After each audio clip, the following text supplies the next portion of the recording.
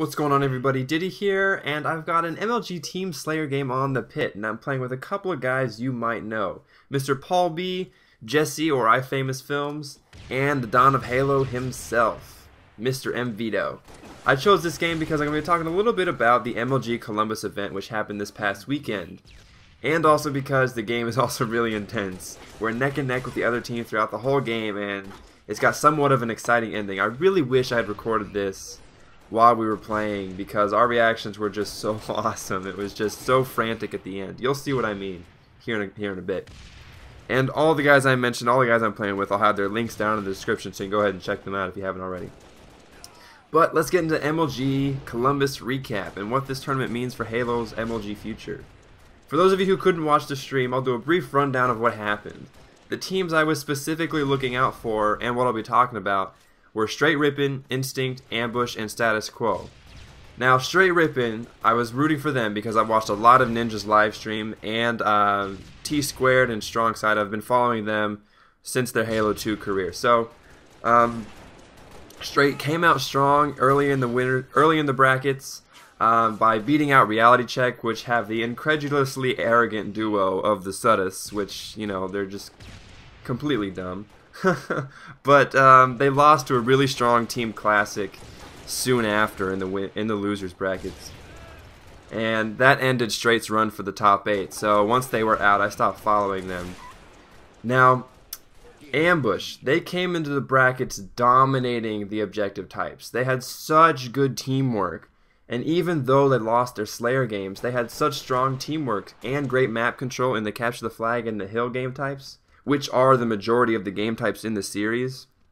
They seem to be unstoppable in these types, until Status Quo came out and ended their reign of terror, beating Ambush in the semifinals, giving Ambush a 3rd spot, and shooting Status Quo out of the losers bracket and into the championship finals with the amazing Instinct.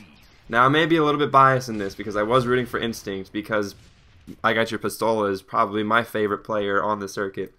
But honestly, stat-wise, they looked like the best team throughout the tournament. With Pistola, Roy, Ogre 2, and Neighbor, they easily pushed through the winners bracket all the way to the championship finals.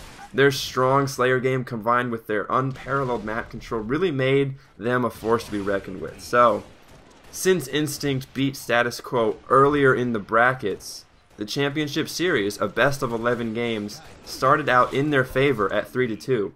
Status Quo came into the championship finals strong, winning the first game, tying the series 3-3. But Instinct quickly suppressed that hope by winning the next Slayer game, bringing the series 4-3. Now, Status Quo wasn't going to give up that easy. They won the next 2 games, lowering Instinct's morale, and that really pushed the game up to 5-4. Now, if Status Quo would have won the next game, they would have won the entire series. That's a tiny bit of a spoiler.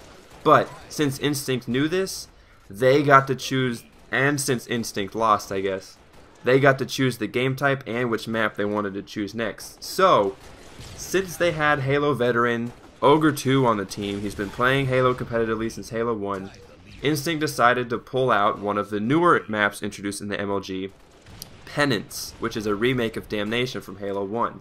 And with Ogre 2's veteran knowledge, they really thought they could pull this out. And they did actually, in fact, win the Slayer game. Now, Penance is a really slow game type. About halfway through the game, you'll start to see teams staying in one spot on the map, waiting for the enemy team to come to them. So it's a really slow-paced game towards the end of a Penance game. So just keep that in mind. So they pulled out a win with the slow-paced Slayer game on the Classic Remake, pushing the series into the final game, Game 11, which was Slayer on Countdown. Now, personally, since I was rooting for Instinct and everything, and since statistically Instinct is the better team, I thought that Instinct would have this easy. Slayer on Countdown, they've won it before countless times. Since Pistola and Roy are the biggest Slayers, probably the best duo in the game, and their aggressive playstyle, they would wrap this game up quick. And after a strong lead, Instinct was up by about 10 kills around the 30 kill mark.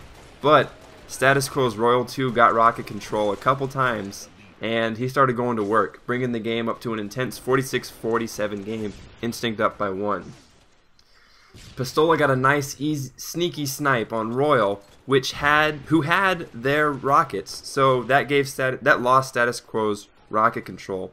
So that gave Instinct just a glimmer of hope before making their final push into winning the game. But Pistola got quickly taken out, dropping Instinct snipe control, and that allowed Status Quo to make a final push and come through out on top of Instinct, 50-48, winning Game 11, the championship finals, and the trophy, and the cash prize. So that was a really, really intense game to watch.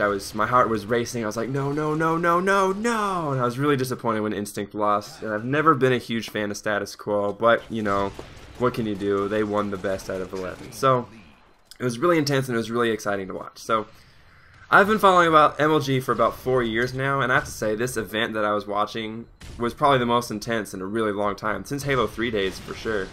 When Halo Reach was first introduced into the MLG circuit, shortly after its launch, MLG players and viewers, they kind of started to see how slow and frustrating the game was. With Bloom, the absence of bleed through, it had armor abilities, and it had sprint and all that. It really slowed down the game, and it added a really big factor of randomness to the competitive scene. This year, Sundance, CEO of MLG, said that Halo wasn't going to be on any events this year, but the Halo community spoke out against him, and working with 343, Sundance and MLG introduced their newest settings of Zero Bloom. They added bleed through, took out sprint, and took out armor abilities.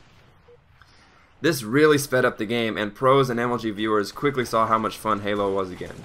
At MLG Columbus, the Halo community really came through. I'm really proud of you guys. With many more people attending and competing than MLG had anticipated, this kind of, put them behind schedule, but it really showed their numbers and said that they were still behind the game.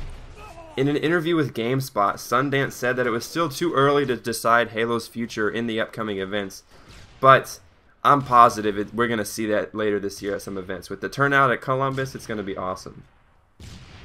And with the release of Halo 4 later this year, we'll see a nice transition from Reach into Halo 4 on the circuit. Sundance has said himself that he's been working with Frank O'Connor over at 343 with what I'm assuming is making Halo 4 a really good competitive game for their circuit. Hopefully we'll see some Halo 4 on the MLG circuit right out of the gates, right after its launch, and it'll help bring that awesome competitiveness to the scene that MLG Halo once had. So here's to Halo's future success in MLG. And this game's wrapping up. You'll see here I'm running around. I'm one shot. Jesse gets the double kill for the win, and we come out on top. I'll catch you guys later.